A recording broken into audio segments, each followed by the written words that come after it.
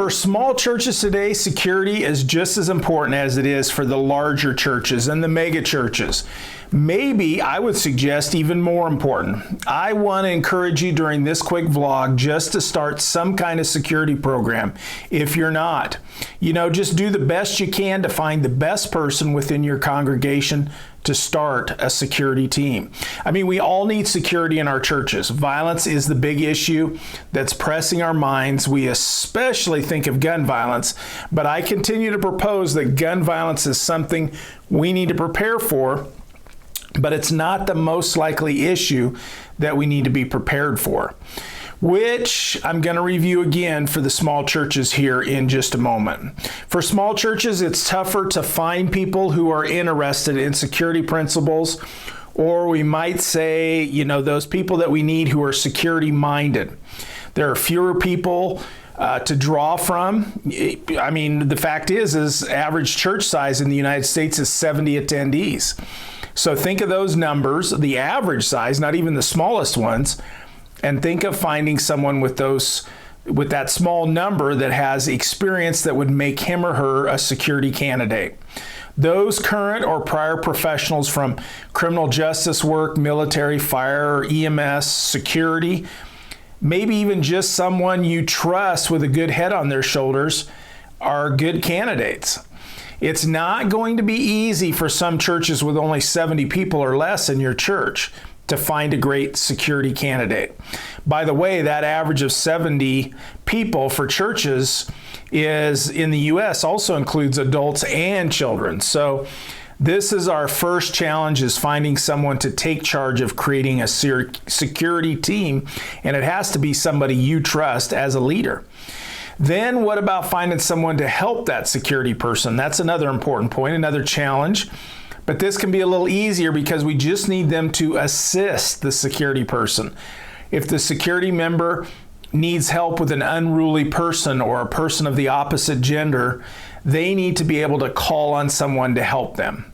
Now, I think for any of us, we want to make sure we have assistants to help us. We're always looking for that. So you might have 5 guys working security at your church, but what happens when some of them are not attending for vacations, and then 1 or 2 are on the worship team? So during worship, we may be reduced to 1 security team member working the lobby, and the lobby is an important area. I also rely on ushers and other members of the congregation at my church. For me, we also have ladies on the sound or media team in the back of the sanctuary if I had a problem with a female. Being a male, before I escort a problem female out the door, I need to make sure I have a female following along to observe. So I talk to them about this ahead of time. I could also ask a greeter, who at our church is typically a female. So I just need them to follow us outside or assist me with witnessing what is going on. I don't need them to actually get hands-on. I don't want any false accusations, so I need someone of the opposite gender to observe when I am dealing with the opposite gender. Then we need to get prepared for the likely issues, and this is important. Don't get freaked out about gun stuff. Those are the basic 3 that I want to talk about. Medical emergencies, church service interruptions, and then domestic violence or child custody issues.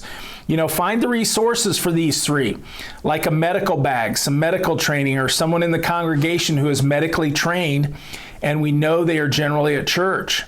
Then when we have to watch out for the folks that have mental health issues that might try to interrupt our services and maybe brush up on our laws regarding restraining orders or no contact orders and child custody issues. We probably want to make sure we have supporting items like a child check-in and out system. Look at the basics. That's what we want to talk about. So security for the small churches is just as important, and as I propose, maybe even more important, as some folks may perceive they could take advantage of you since you are a smaller church. As a potentially 1 or 2 person team, we need to be prepared. What is happening to other churches around the nation? What are you reading? That is a good blueprint for what we should be training for. Not just the gun violence, but what are the other things that are going on? Now, back to what we discussed earlier, the violence issue. That is pressing on our minds. We do need to be prepared for it. My suggestion is, if you are allowed to, you need to have one person with a gun present at church functions at all times. We can utilize unarmed people too, to watch the lobby and to see these other things, but we need to have one person with a gun that could interact with an active shooter situation, keeping the shooter from taking control of our church without anyone to challenge him or her. And that is bad if we don't have someone to challenge them until police get there. So basically, everything we talked about needs to be rolled into the small team of one or two within the small church. A mature person who makes good decisions, maybe has some professional background, has a permit, or is able by law to carry a firearm, and then gain some knowledge in the applicable issues facing churches today. So, listen and watch our podcasts and vlogs. This gives you a lot of information. We have a lot of them.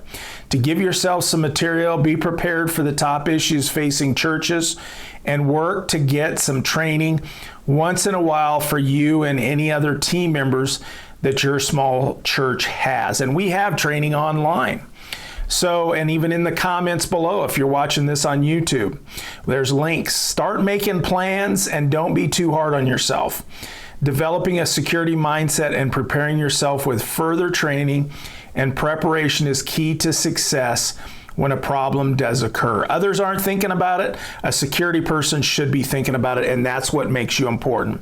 And as always, I thank you so much for joining me today for this just basic discussion and taking the time to get better at protecting your people and your church. And I hope that you stay safe and secure until I can catch up with you again on the next video.